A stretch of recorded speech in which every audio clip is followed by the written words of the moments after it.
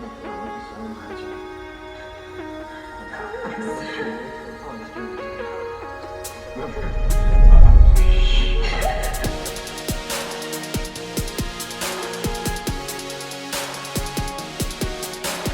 everyone, welcome back. It's Tavis Leaf Glover, and we've got another Canon of Design quick tip. Today we're looking at a photo by Patrick Demarchelier. That's another French word I can't pronounce.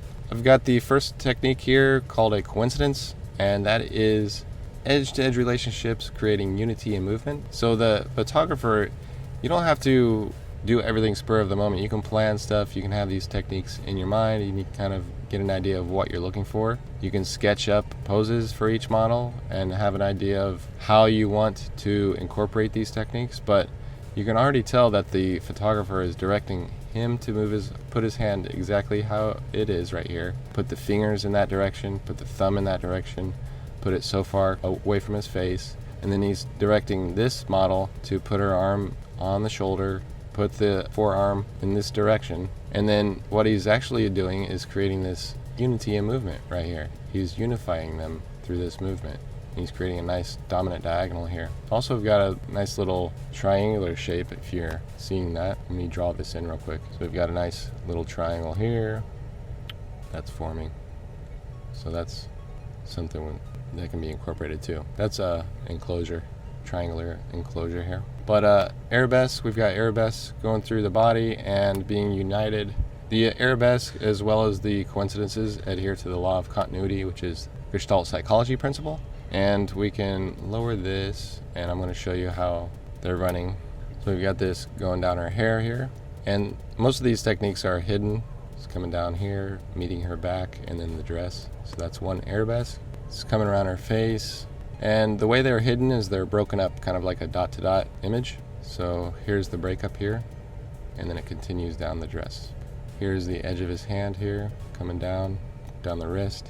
Okay, we've got a little contrast here of the buttons, the breakup, and then it meets the dress and comes back down here.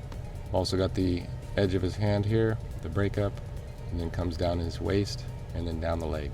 Okay, so those are the arabesques, and they're hidden, creating unity and movement throughout the image. Okay, you can see them kind of, now that you know they're there, you can kind of see them a little better. We've also got a counterpart. So counterpart is basically when you divide the image or the frame down the middle, and we've got a point of interest on the left and a point of interest on the right. So we've got the center acting as a fulcrum, kind of like a teeter-totter.